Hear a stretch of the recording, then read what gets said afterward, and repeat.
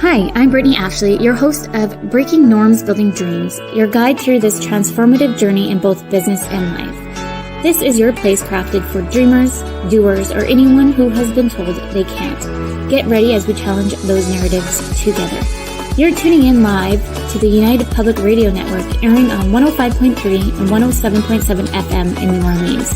We are streaming on all the popular platforms every Monday at 3 p.m. Eastern Standard Time. Join me for a candid and thought-provoking conversation celebrating your unique journey because you are worth it. Hello, everyone. Happy Monday. We're pre-recording today. I always tend to say live right away. This is Breaking Norms, Building Dreams, and I'm your host, Brittany Ashley, and we are pre-recording on lovely Thursday, but we'll be live for you guys on Monday on the United Public Radio Network and UFO Paranormal Radio Network 105.3 and 107.7 FM in wonderful New Orleans. I'm so excited to have Addie back on the show with me, Adriana. We call each other. Hello, everyone. That's how our friends have evolved over time. Can you believe we've known each other for, it feels like 100 years, but really it's been a year? It's a year. I feel like it's more than that. I don't know. I feel like it's definitely more than that. Who knows? It's a year because I came on your show around this time. But I feel like I knew you from before that, right? Listen, guys, we started off on Instagram. I don't know if all love stories start out that way with biz friends, but that's how ours started. So yes, thank you, Instagram. So if those who don't know Adriana, she has a show before mine called Negotiating Happiness. But let me just do a quick little debrief on who she is, and then I'm going to hand it over to you. And then we're digging into also expectations and realities of outsourcing as a whole, as we're both in that kind of realm of businesses. So everyone, please meet Adriana. She runs an online business management company helping small business and entrepreneurs systemize their business for maximizing efficiency and profit. 3 years ago, Adriana swapped her legal hat for that of an entrepreneur, striking out to negotiate her own happiness and live life on her own terms, which kind of coincides to why you started Negotiating Happiness on the, what time is it at again? I can't, it's 1 my time p.m. is 1 p.m. Eastern time. Yes. Time. And I'm at 3 Eastern time. I always get confused with time differences. I know, because we're so far apart. That's why. Opposite ends of the world, everybody. It seems it is. I'm in Victoria, BC, and you're out in Ontario. But one day we'll all come together. It's coming. It's coming down the line. It's coming. It is. But please maybe tell all the listeners more about yourself. And I know I did my intro, but tell us more. So I'm also a mom, and I guess this journey kind of started off that way. I was on mat leave when I decided to open up my own business, and you kind of dove in a little bit about, previously I'm a licensed paralegal with the Law Society, and I decided to sort of move away from that and work for myself because I just wanted to help small businesses. I had gone through some personal health issues, and I'd noticed that, there were sole practitioners, physiotherapists to be specific, that weren't answering any of my calls. So I was a lead for them, a client. And I kept thinking, I was like, wow, if they had somebody to help them fill in the gaps and to kind of take care of that side of operations, they wouldn't have lost a client, which at the time I was desperately looking for a physiotherapist. So it was just sort of a happy thought that came out of a really crappy health situation. So that's how I started. And I always think back about it. Like, I never would have thought that, those would be the beginnings. Obviously, my previous experience definitely helped. I had experience in graphic design. I worked in the insurance, like the medical insurance industry and legal industry. I did a lot of figuring things out and, figuring out how things tend to work in the world, and that really helped with operations. And I was pretty tech savvy from the beginning, but there was a lot of learning on the go as well, if I'm being completely honest. And now it feels like this was, a million years ago. And I just realized I should probably update that intro because it says 3 years ago, but it's like 3.5. I was It's going to be gonna say, 4 soon. Yeah. yeah, I was going to say, I feel like when I was reading it out loud, 3, I'm like, really? I feel like it's No, it's been longer. Yeah, it's definitely been longer than that. That's only since I've started running it full time. I actually was doing it before part time, right? But I just kind of counted it as whatever the case may be. It does feel like a lot longer. And I started doing the radio show a year and a half ago, roughly. And it's been so cool and so interesting to meet all of these wonderful entrepreneurs. And we tend to kind of have similar stories of where did this amazing idea come from? And it yeah. typically comes from pain, from problems, from things that you think that you can't handle. And it's funny how that shows that yes, you can handle it. And it just shows how that kind of attitude would be beneficial through your entrepreneurship journey, because you're never not going to have problems, right? Like that's just life. Yeah. And even too, like right now, the economy, let's talk about that a little bit. Yeah. Because I know we're not the only ones. The economy right now is a little bit rocky in Canada and in the US. Mhm. We can see it always seems to be rockier too around election time. Let's be honest. Yeah. And then also too, we're still coming through it from the whole experience through COVID. So we're kind of in a double impacted situation over here for everybody. So anybody Right. listening who's a business owner who thinks that you're struggling, you're not the only one. I kid you not, every phone call I've probably had this year, everybody is either going back to a 9 to 5 or finding a part-time gig just to sustain the business. Yeah. So you're not the only one. And so No. please keep that in. I can relate to this. I feel like the summer slowed down a bit for me. Mhm. And as a result, I had to cut back on some of the help that I was using, which is always unfortunate. But I had to adjust because I needed to keep everything steady and level. I'm thankful that I was able to at least have, steady income come through from the business. Yeah. But like you said, a lot of businesses were not in that position. And how do you pivot, right? Like we talk about this all the time. How do you pivot? How do you bring new things in? How do you can't change the economy. Obviously small businesses sure contribute to it. A lot of businesses, I think is something crazy like 90% of businesses are Mhm. small businesses, right? Yeah. Which might not seem like it. So that just shows you how many entrepreneurs are out there. So you're Mhm. not alone. I also have picked up those phone calls where either people are pivoting in their businesses, adding new services, or just completely cutting out parts that are, either hemorrhaging time or money. Yeah. That's just the name of the game, I guess. You just have to know um, when to stop. But here's the other part of it. Sometimes, depending on your industry, you will boom, and you might also lose those leads or those clients because you're not set up to deal with it. So for me, I've noticed that sometimes summer is, kind of a decline because people are going on vacation and whatnot. And then September hits and everybody forgets that, we just had a whole quarter of sunshine Yeah. in southern Ontario, and like all the, like kind of southern Canada is, Mm. normal weather, temperate weather. And then all of a sudden everybody wants to do 2 quarters worth of work in the last quarter of the year. And it's kind of like, okay, like let's breathe.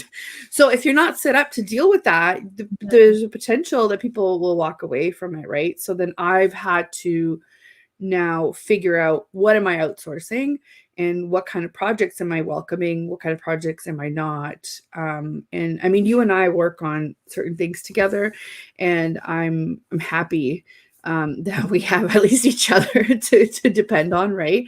But outsourcing can save these kind of weird ups and downs if you think about it, right? Percent. I actually just did a presentation to real estate agents because Yeah. we work with a range of industries just like you, and one of them are real estate agents. And Mhm. I was just sharing with them. I don't know if I can present. Can I? Yeah. Let's try it out. We're learning as we go here. Let's see. Let's That's see if this funny. will work. So what I was just showing so if you can see these numbers here. So stats and numbers, I think, tell you everything. And the one thing here is all about outsourcing. So this is like Right. a global number that in 2023 that Forbes found. So this is all from Forbes. 731 billion were expected to hit in just outsourcing alone. Right. And then there Right. was 531 billion for IT outsourcing. Right. Um, and then the cost savings to outsource with HR expectation or with an HR services, for example, is 27.2%. Right. And then just small businesses as a whole have outsourced with at least one specialized item at 37%. Isn't that Do you have crazy? do you have a slide for us to see? Oh, do you not see it? Here, I'll add it too. There we go. Oh, there you go. There you go. I I like knew you were talking about a slide. Yeah. There we go. talking, thinking that Those y'all. are crazy, but those are crazy numbers, right? And a lot of the times people just assume that outsourcing means cutting out of your profit automatically, and that's just not Mhm. how numbers work. Um, you uh, it kind of goes back to the whole you're gaining back your time, which means that you can then bring more to the table because you are the person that's doing the high level thinking, the idea person, that whatever else. So once you put the numbers down, like for example, when I went away on on vacation, I outsourced some of the admin work and the back and forths with clients because that kept them happy. And Mhm. not only that, things kept going in my absence. So that Mhm. means that all of my billables were coming out on time, Yeah. right? And I was getting paid even though I was away. So yes, it cut into my profit, but without that, I wouldn't have had those billables come out at all, right? And if you do the math obviously on your on profit, and if you're billing correctly, and if you're charging for your time and your expertise correctly, this will actually increase, over time on what you can do. Mhm. So even when you're not on vacation, right? So if I'm not on vacation, why am I spending time to make social posts when, I mean, sometimes I like to, and that's fine, but why Mhm. am I spending time to do all the consistent stuff when I can outsource that out and um, work on getting the big projects in, the big, it doesn't make any sense, right? It Yeah. doesn't make any sense. Or how I say, going to networking events and people are like, oh, that's not in the budget. And I said, but if you think about your conversion rate from meeting people face to face and shaking a hand and or just gaining a business friend that maybe in 6 months down the line they remember you and they refer you somebody, that Mhm. $100 that you spent on that dinner where you got a dinner out of it and potentially some valuable information from speakers, entertainment, whatever the case may be, versus the project that you're walking away with. Like people don't think in big pictures, they think in expenses right now. And that's just not how your year is going to shake out. That's not how your first 3 years are going to shake out, your first 5, 10, whatever the case may be. Right. And I almost wondered too, like, I wonder if like when people start thinking about their finances and how they outsource too, I almost wonder if there's a scarcity there, and a bit more lean back into like trauma with around money and all of that. Right. Side note, I'm in a course called Trauma with Money, and Yeah. we're only like 3 courses in. It's something that I'm trying to add within my business coaching because I find when we work with entrepreneurs, they get kind of caught up in the money piece. And like Yeah. my thing is I'm pretty good at organizing, and like my accountant loves me. Well, It's called type A personalities, Britt. but the thing is like I have severe anxiety if I know that I need to go on and pay for Revenue Canada, or if I see Revenue Canada like sends me a message, I'm Oh like, my God. what did I do wrong? I I had to know. file I everything. know. Or, but then there's some that just are behind in filing, and they have that anxiety too. So it's from one spectrum to the other, and it's like, where does this come from? So this whole thing, trauma with money has been like eye-opening a lot, and just it's making me think a lot more about my journey with money, and all like the whole tier. Like I can't say Yeah. enough things about this program, because they want you to practice on yourself before you go. Which is great. It's great. And Mhm. I'll tell you one thing. I think I had trauma with money because of that. And um, the whole living paycheck to paycheck thing that you bring from your corporate world or from your, and maybe not everybody's like that. That's great. But a lot of us started out our own businesses because we were living paycheck to paycheck, and we're like, this can't be it. This can't be it for the amount of like work and effort that I put in, right? So you carry that through until you realize that you now have the power to change it, right? But Mhm. it takes a really long time to figure that out. And the one thing that really helped me this year was implementing, I guess, what they call a bank account architecture, like a bank architecture. So you have more than one account where not everything is just like a giant pool of money, because it makes you think of all the different things that you have to stash away for CRA, for emergencies, for whatever the case may be, right?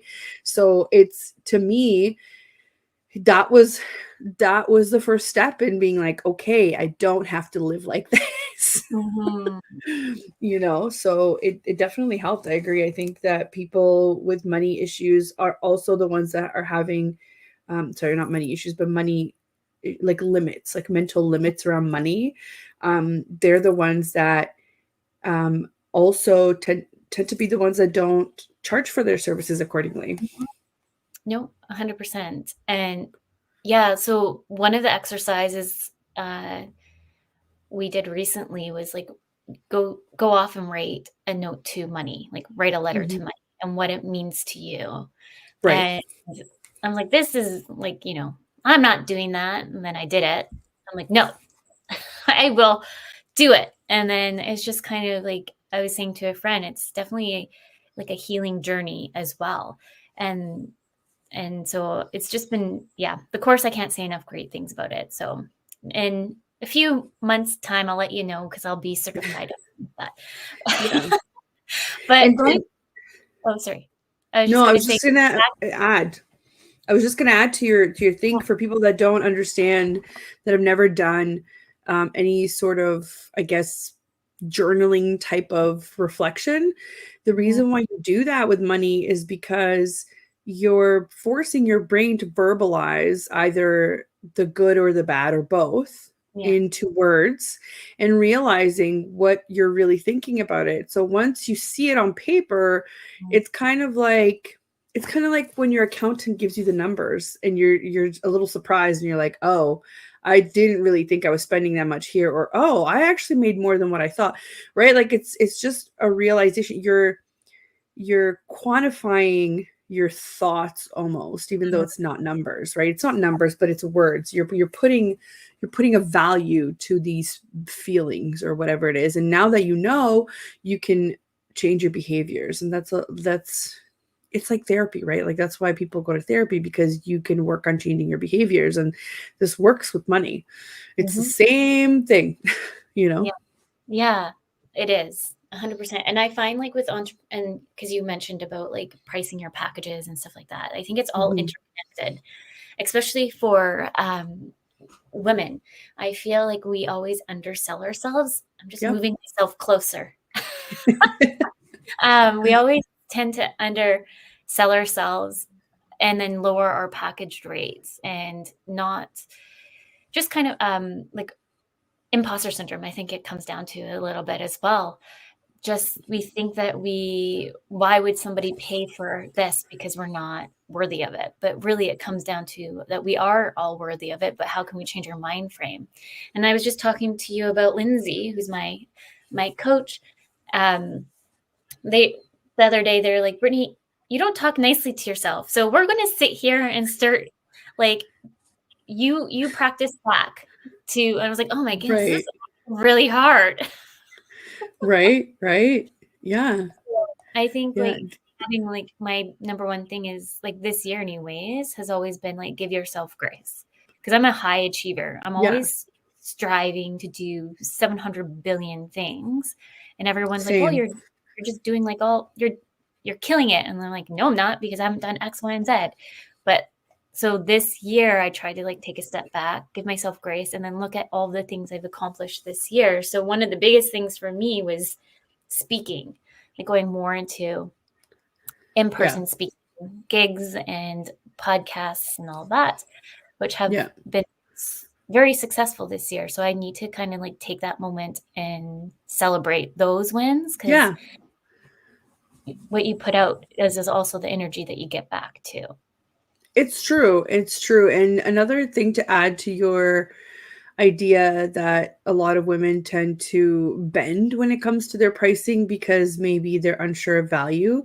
I Mhm. also have another comment to make that even if they are sure of value, women tend to have been taught to be of service. So what that means is I've seen them in my own experiences with clients where they're way more likely to accept clients that don't fit their ideal situation or type because they want to help them out. So they will bend their own, pricing to fit somebody else's budget because they want the business, but also they think it's going to help. And that's a cautionary tale waiting to happen, Yeah. every time, We just right? Because we are trying to be of service all the time. Yeah. And I will go above and beyond for clients because I Right. want everybody to be happy. I'm a people pleaser. And like I just had this conversation with you not too long ago about a possible client that I did end up not wanting to sign. But the thing is like I was saying to you, I'm like, I'm getting like shooting pains in my arm. Like, and like that's like I know that's gonna give me probably a heart attack, and I just can't do this, but I'm trying to push myself to accept it because we need money. And then it's like, you know what? Let's drop it because it's like Right. killing my soul. I'm like trying to push through everything being in my body because I know Right. we need clients, but then at the end of the day, I just know it's going to be a client that will take up more of my time, where I could find my true potential client that's in alignment with my values and give me those boundary spaces that I have put Yeah. out, which end up working out because we end up signing.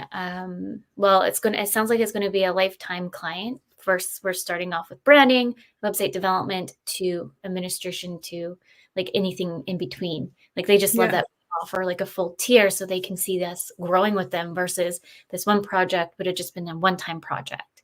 So Right. Right. I think sometimes like giving yourself the space to reflect when you're feeling like Yeah. something's not in alignment and why it's not in alignment, and then accepting too that it's okay to say no. Yeah.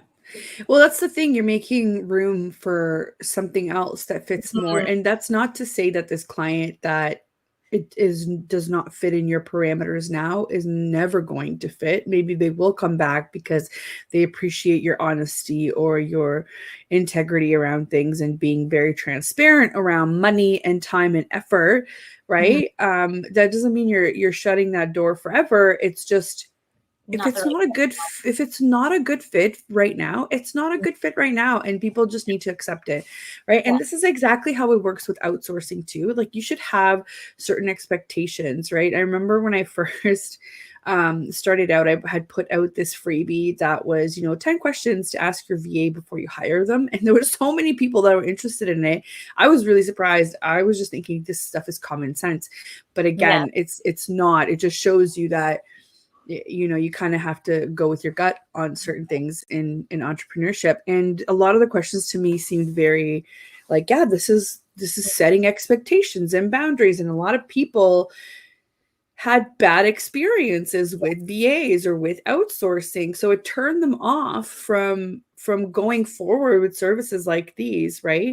And a lot of the feedback that I got on it was, you know, I never knew when they were working, or I would just give them tasks and they wanted it in a certain format and whatever the case may be. So it just shows you that even the people that are supposed to keep you organized, they also need some structure, just like your business needs structure. And that's how you set these boundaries in place and these expectations in order to have a successful relationship. But once you have that in place, it is so much easier to see the value of your this transaction, like, you know, outsourcing and whatnot. Yeah. And before I see here that you've changed your slide on what is a virtual assistant, which is great. I usually describe them as the doer, right? And then with the OBM is the thinker. Sometimes we do both anyway, right? I Yeah. broke So it you out. can, yeah, that's awesome. You did.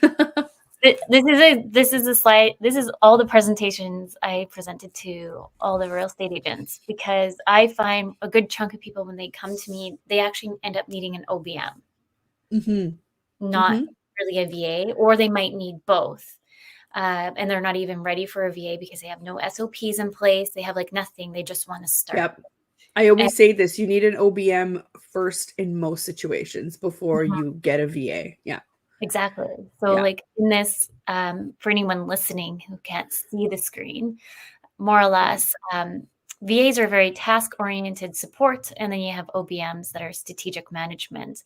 But I like to kind of get people to think about the level of authority versus, like, a VA would be limited decision makers, where the OBM has authority and has autonomy.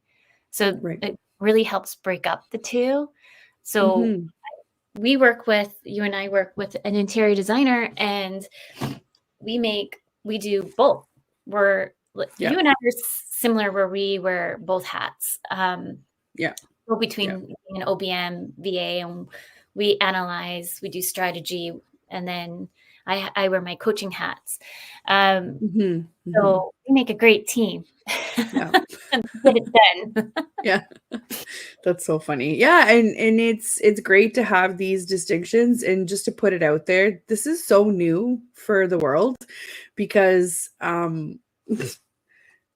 I laugh at myself, because I get a lot of questions sometimes when I meet a lot of new people. They say, well, what's an OBM, right? Or what do you do? And I'm sort of getting really sick of telling people what I do, which is terrible for networking and for putting yourself out there.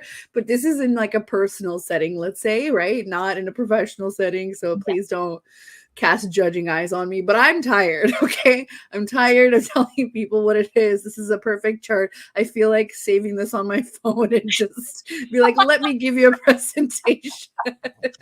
Well, like I mentioned to you, like I feel like more people understand like fractional operation procedures. That's why I end up changing out the website a little bit with that kind of copy, because they're like, oh, I get it now. For some reason, people seem to get fractional business managers than online business managers. Overall, it's just we're in the online space and we know how to manage everything under the sun to make your business successful. Right.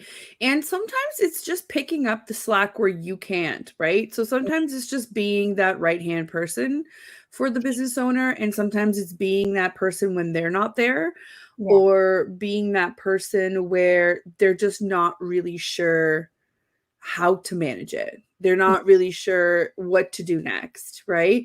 And the good part about this is that we work with so many people that odds are we've been in the situation before, and we've seen it through more than once, most likely, right? So it's not just about websites. Like, I mean, you could do websites, you could do socials, you could do all of the things that encompass the online digital world, and what usually, you know, is required of a business. But we also do, like you said, the strategy, the figuring out how your systems are going to work, figuring out what's working and what's not, like trimming the fat on you know, the million platforms that you decide to sign up on that you don't necessarily use, or figuring out, easier ways for you, or actually just figuring out how you can use AI for your business to gain some of that time back. Or, there's just so many things that we kind of have our hands in.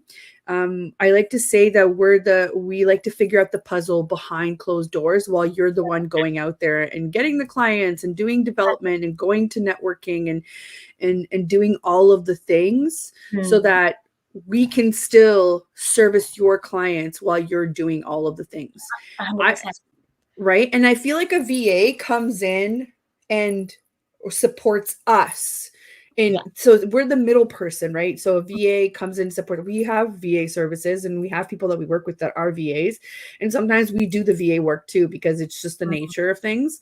But the VA is the one that's there constantly. So we put the machine in place in the background of operations, and the VA is the one always checking it, making sure that things are going right through and doing the communications and whatnot, while we're the okay, how can I make this better? How can I, allow the owner, the CEO, whatever the case may be, to do their, be in their zone of genius, because I might not be able to be a real estate agent or an interior designer or, a director on a board of directors, whatever the case may be, but I can deal with operations, right? Yes. Yeah. So like I gave this example to some real estate agents of how to utilize a VA and how to utilize an OBM, and not necessarily they don't have to be Right. full time. So say you hired the VA for 20 hours to get your admin done, your client customer care done, so maybe social media, and then your OBM is working with the VA to make sure that they're getting the stuff done, doing strategy planning, project planning, all behind the scenes, while the realtor is out on like networking, because networking is big for realtors. So and being the forefront and making those relationships and being right there to meet the people are very important. So it's full tier on what you can create. Instead of hiring a full-time, part-time employee, you can definitely outsource all these things to a VA or OBM to get it done.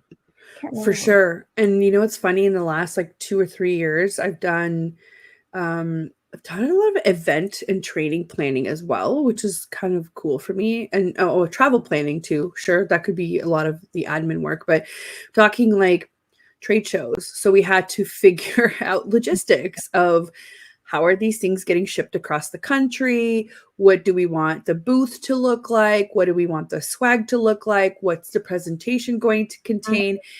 Down to a schedule of who was going to be at the booth to address the questions, who was going to attend the talks with the speakers, when is everybody having lunch, that kind of thing. Like, it's so we get so granular in the strategy and the planning of things that we then also end up using the VA, or if you have staff, we also end up being that communicator and the person overlooking, the person that says, okay, I need you to take care of this part, this part, this part. Like, we are managers, right? We manage the resources and the people. Yes. This slide here is just kind of for anyone listening, talks about kind of pretty much you get to maximize your overall potential and why you hire VAs or OBM. So it's the cost effectiveness. You can hire up and you can hire down very easily versus with a full-time, part-time employee. And then also too, you can hire for specialized services as well. Right. That sometimes a lot of people are like, yes, I have a full-time employee, but that employee might not know how to do website changes. Right. That's a huge benefit for me. The fact that I can bounce between, having a background with legal knowledge to graphic design to website design to installing, tech platforms for client management. Like, you can't typically get that from somebody that is only looking at your calendar and your inbox. That's very much a traditional role. And maybe maybe you did hire somebody with those skills, but for those that don't have those skills, that's where we can come in. And here's the good part is that because Britt and I have, like you and I have, similar services, but we have different access to expertise, right? So your VAs are, they have different backgrounds. Anybody that I work with have different backgrounds. I mean, we just the other day, like, we're not just making this up, just the other day, like, we swapped, contact for conversion copywriting, right? That's a specialized service, conversion copywriting. So, you never know. You never know what you're capable of. And I know that a lot of people want to keep things in-house. That's just not always the best, because you are limited. You're limited to the skills that this one person might have. Whereas if you're outsourcing, you have the opportunity to say, what kind of areas do you service? What kind of expertise do you bring to the table? Have you ever done XYZ? It's a much more relaxed conversation, I think, with less pressure than putting on an employee to maybe learn on company time how to do certain things, right? And a lot of VAs, OBMs, because we are entrepreneurs, end up having, I would say, I'm not going to tell all of us that we have it, but we have usually ADHD. Okay, you don't need to tell everybody our secret, Britt. Okay. Like, if we're not constantly learning or challenging ourselves, giving ourselves that extra dopamine, like, we're just bored.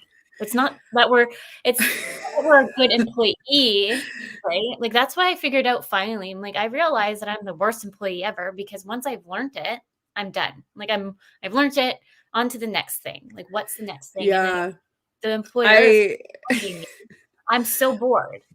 I literally have anxiety and, like, borderline on, like, nightmares, because I think that I'm falling behind with tech. So if I don't stop every so often and, like, look up new platforms or figure out, like, how can I do this better, I literally hurt, like, mentally and physically. So yes, ADHD is a blessing and a curse at the same time.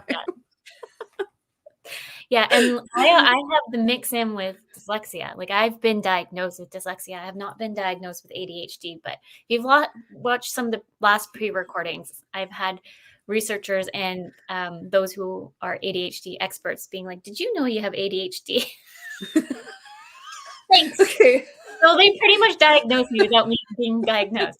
Okay, what can I tell you? I'm a little bit offended these days when somebody just me goes, and I said, yeah, I might have a touch of ADHD, but who knows? And they're like, oh no, you have ADHD. Like, so sure of themselves. I'm like, I'm sorry. Where are your credentials, sir?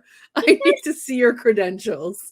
But yeah, I mean, what are you going to do? What are you going to do? Yeah. Just roll with the punches, right? For me, like, with my, like, I call it like a superpower, but right. With dyslexia, like, I can see things in a different pattern than some maybe. Yeah. And sometimes they do say dyslexia and ADHD overlap with the spelling and grammar things. A lot of people don't really understand. I started researching a lot more. It's quite fascinating to start learning it. But yeah, if anyone's wondering of why we need to always be given stuff. You don't need to air out all of our dirty laundry, but okay, whatever, I guess, right? But let's go maximizing VAs and OBMs in your business overall. You get to really like scale up if that's what something you need to do. And then the VA world and the OBM world, we're so good at online really collaboration benefits. So we overall can really come on another level and think of different ideas that you might have not even thought of. I do have traditional clients that have, like a brick and mortar business, and I do go into their office sometimes. And that's where I see that gap the best, or the clearest, I should say, where they still do a lot of things on paper. Whereas with OBM and VAs, there's a platform out there, or there's a process already that we have in place where you never get to worry about how things get done. Like, I don't think I've ever worried about how is somebody going to sign this legally, or Mhm. how is somebody going to attend this, or you know what I mean? Or how am I going to show somebody what I'm doing on my screen? Well, guess what? We've already figured all that stuff out, Mhm. and there's a solution for it that typically is way more efficient than any way that you can think of that you've done it in a traditional office. And I've worked in an office since I was 14 years old. I'm telling you, I've seen it all of people trying to patch together things to, you know, different processes and whatnot. And we've been given all these tools that are not being used, right? And a lot of the times these companies, because they're so focused on getting the actual work done and getting billables in, they just forget, and then they kind of fall behind of everybody else. You know, like if you're still running your business from Excel sheets, I love you all for having the grit and the determination to make that work for you, but that sounds like hell to me. Mhm. I know people who still send out invoices from Excel. That's crazy.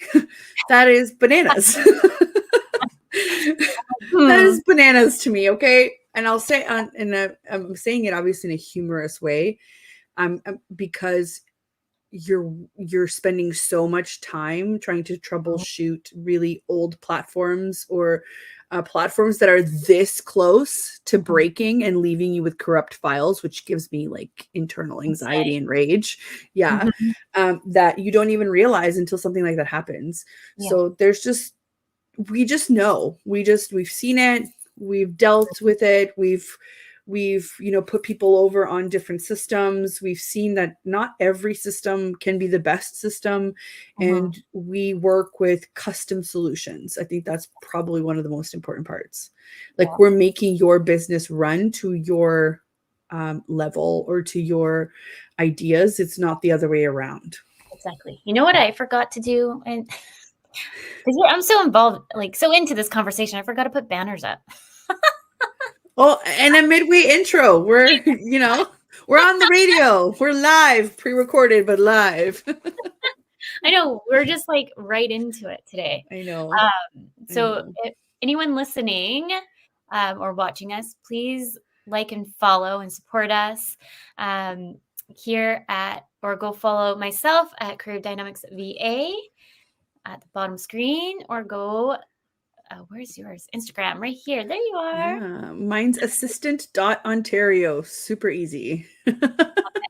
Yeah, Yeah. I could find you easily in Google. Yeah. Looking at the expectations too, just for your finances and outsourcing, I find like I really try to educate the realtors of their day on this piece, because I Hmm. find everyone's talking about you need a VA, go get an OBM, or go do this and this and this and this. Well, have you even thought about your finances? Can you afford Right. that? Because the number one thing I'm finding when we work with some people, they've all of a sudden like, oh, we can't afford that bill because we didn't map it out properly. So really assess like your current financial health, compare cost to outsourcing versus in-house and how much you're going to save. Yeah. Uh, Define your financial goals and really elevate, like look at your return on investment as a whole, because we're like, for realtors, like they're on the front line, so they have to be really in the front line to make those sales. Well, a good chunk of us do, let's be honest. Yeah. Making those connections and then looking at the financial risks overall. The other thing too is, with industries like that, right? And that could be Yeah. for mortgage agents too, and other, I mean, they're all regulated by different bodies in Canada here. And so there are some things that they can and can't do, which fair. But typically solopreneurs like that, where they don't have the support, because not a lot of realtors will have in-house admin Mhm. provided by their brokerage. Not all of them do. Some might, but not all of them do. Mhm. You have to look at what's a direct return for investment and what's an indirect one, because Mhm. it's very clear to me that sometimes we value things like marketing, having a marketing budget more than having admin help or having a setup done for a platform because they don't see the direct return for investment. Because marketing, they say, I can measure, there's a quantitative piece of information that I can get from it that says this is bringing me X leads a week, and this is now converting to XYZ. Yes, but when you're spending more time doing the admin or figuring out a platform, you're losing out on opportunities to go make those connections and go get those in. So what is a direct and indirect return for investment? That's something that you should be thinking about. And if you're not sure about your finances, do a range and have your, like, what is your cutoff, right? So is it a percentage? Are you saying I can spend 5% of my of last year's income on this, or can I spend up to 10% and then stick to it and then adjust as you go? You don't have to put an exorbitant amount out there, especially if you're at the beginning. This is why I always say, is like, you don't need a VA. A VA typically is somebody that you need all the time. If you start off with an OBM, you can do it, like we said, it's a fractional operations manager. So you can do for smaller periods of time, but that will give you more to think about. To say, okay, I've done all these things on my list that have been sitting there for a year. What next? What else can I put into place? And the other thing, I had a really interesting conversation is everybody's getting this subscription fatigue because every platform now is riddled with, you have to, like, even Canva just raised their prices. Oh, did they? Right? No. You have to check because it was kind of ridiculous. People on the internet were losing their minds about how much they've raised their prices. Yes. And we use it all the time. So they're getting subscription fatigue. So they'll say to me, no, I don't want another platform, until I'm like, okay, all right. I was like, let's do some quick math. You're going to hire a VA and you're going to pay them, I don't know, $40, $50, $60 an hour, whatever the case may be, depending on the expertise, or if it's an OBM, whatever. Or you're going to pay $25 a month to take care of a couple of hours that it would have taken somebody else at a higher rate. Now, all of a sudden, that subscription is the right choice. What you're doing is you're putting the investment of the setup and the setup of the system, you're front loading it. So again, what's your cash flow look like? Can you afford it, or can you do it in chunks, or do you just want the strategy? So why don't you just do a consult if you want to DIY it and learn it, right? There's so many options and people just don't really, don't do the math. Well, yeah. And I think, unfortunately, with social media, like the notation of like, you buy my course, and kind of the theory of right. We're just having this conversation about this on another conversation about it. There's actually a really good podcast to listen to, but let me see if I have it up here. But it kind of goes in a bit to certain people that are out there, and they actually have a lot of money to produce these things, and they're just more advertising, buy my course and you're going to get like millions of dollars like I do. But it's really, in the reality of it, it takes time. Just like Rome was not built in a day. Business. Yeah. I actually have a really interesting story about that. That I didn't think about it until someone else told me this. This is a true story that I know from another entrepreneur. So I don't know if people are aware of what a mastermind is, right? It's kind of like the idea of a course, except it's live and you're getting, advice and feedback, and you're doing things together in a group of other like-minded individuals, or with usually a coach or a mastermind leader that has the experience or has a lot of value to offer to a group of entrepreneurs, right? So I did one and it was great. And there's obviously so many out there. So if it's not a course that people are typically trying to sell you, they're talking about masterminds, because I find that you probably get more value out of it, but they are more expensive typically. It's not just like an evergreen course that you can just kind of go through the modules yourself. You're getting live, you're getting these this feedback and access to all of these different people that may be in the same situation as you or have gone through this. So it's very valuable. Yeah. Now, this one person who was selling courses was in one of these masterminds. I don't know them personally, but this entrepreneur did that from this mastermind. And they were saying that, oh, you know, so and so. And I was like, yeah, like I've seen her around. I see her ads all the time. And they're like, well, they made millions. Like they made, and they said like she was able to back the numbers to be like, yes, I actually made this. Here's some proof, right? And I was like, wow, really? Yep. So she made millions, and she probably had a couple of offerings, right? Like low, mid, whatever. Even though it was a normal course.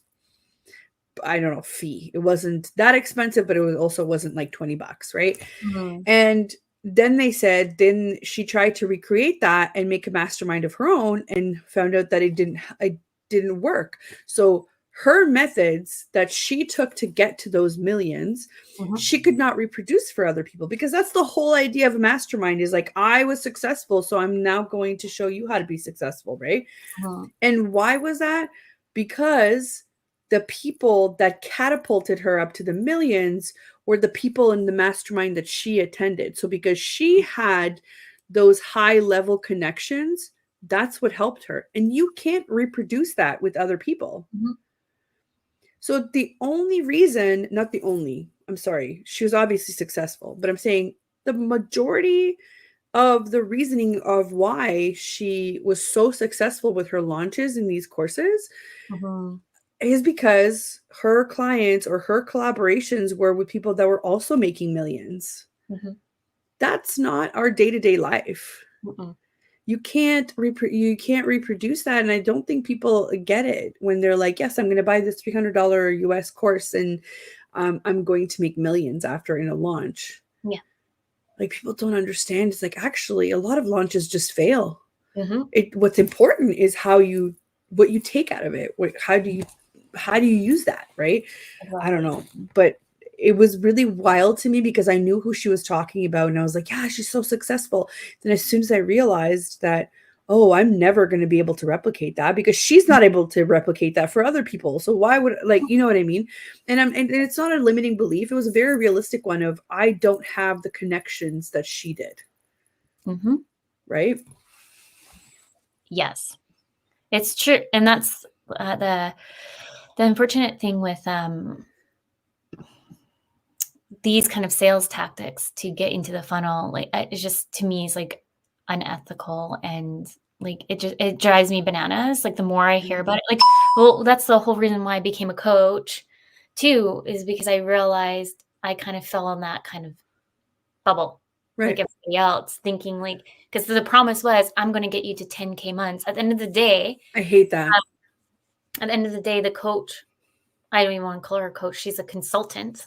Let's be mindful between those different terminologies, which I do educate everybody on. Coaching, for anyone just listening, is really, I'm going to ask you curious questions. You can define your own, like, you're in charge of defining that message, where a consultant will give you strategy advices on how to do something.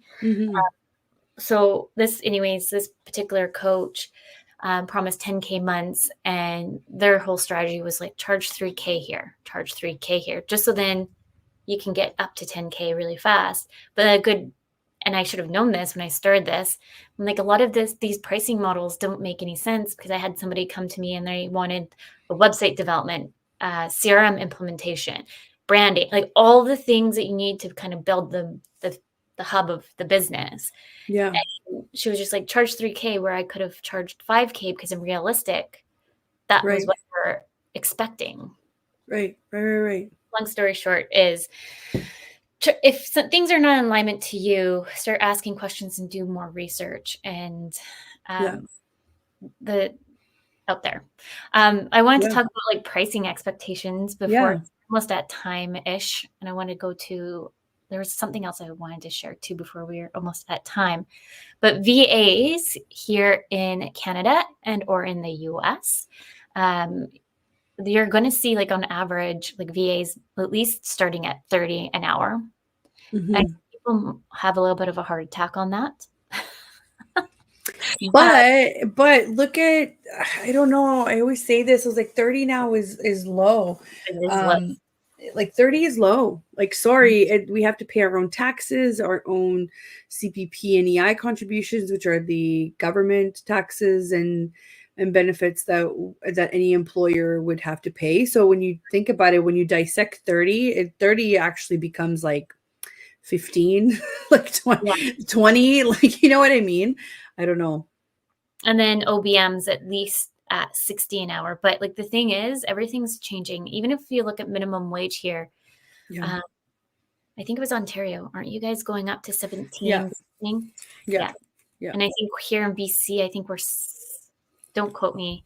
But at the point is that your minimum wage here, people who are just starting out and has no expertise, no nothing, have not, like, I have my BBA in marketing communications. I've worked in the tech industry. I've had years of experience in the tourism hospitality industry, events, like all these things. Right. And then you want to pay me like nickels and dimes for my ideas. Like, sorry. Right. No, but it's true. It's true. And same here, right? Like I don't know, got a BA from, University of Toronto, and like that's not cheap. If you start looking at it, then a postgrad, then all this, different experience in different industries, that's what you're paying for. You're not just paying for my time, right? And that's where people start getting confused, is you're not just paying for my time, you're paying for the time that I've previously spent to get to the level that I'm at. And this is it's so funny because very traditional industries go through this a lot. Like, why do accountants and lawyers charge so much? I was like, well, they literally spent like 8 to 10 years in post-secondary school. That was very, very expensive. And then they're going on to get the actual practical experience. That's what you're paying for. It's not just their time, right? Time is just a way to measure, but you're paying for the experience. Same with accountants, right? They have to get certified, etc. Right. Yeah. We're almost at time. So any last minute thoughts? And I want to share your quiz that you built. Why is business so hard? Right. So this is supposed to kind of point you in the direction of which part of my business am I missing out on? Which part should I focus on? It's kind of like to take it. If you think that you're missing a couple of steps, this might bring you some some clarity on it. You can find it on ontariosystem.com/business-efficiency. What I should have put it on I should make it into a pop-up or something, but even if you go to ontariosystem.com, I'll make sure to link it on the homepage as well. Take it, it's free. It'll ask you to sign up for our list.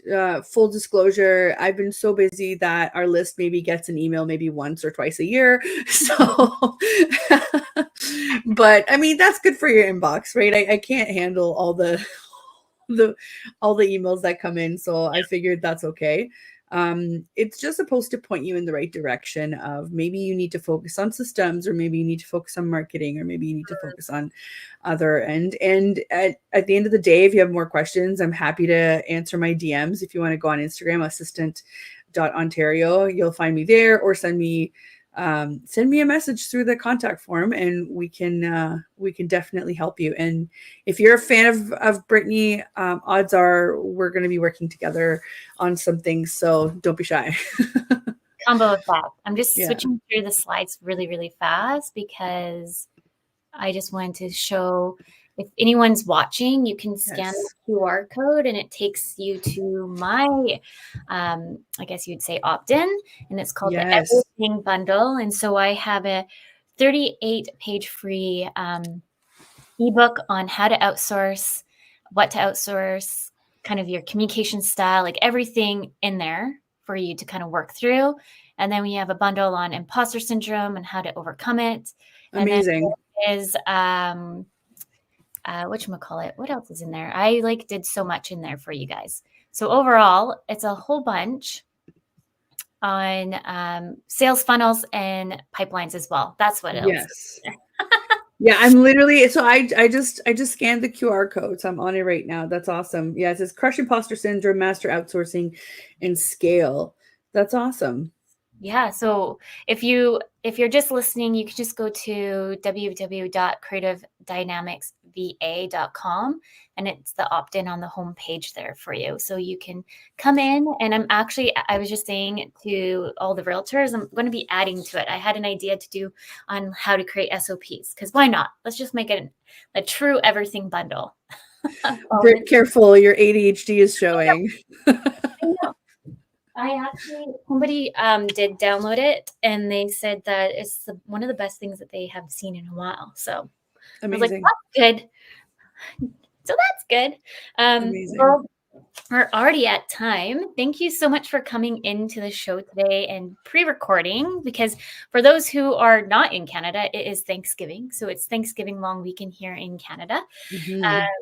So if you're just tuning in, please tune back in to Breaking Arms Building Dreams. A big thank you to United Public Radio Network and UFO Paranormal Radio Network, and to all the listeners out there. Next week, we have Lindsay coming in. I don't think we have a topic yet, but it's always great show with Lindsay. They're coming back on the show again. With that, everyone, remember your journey is unique and your worth is unquestionable. Thank you, everyone. Thank you.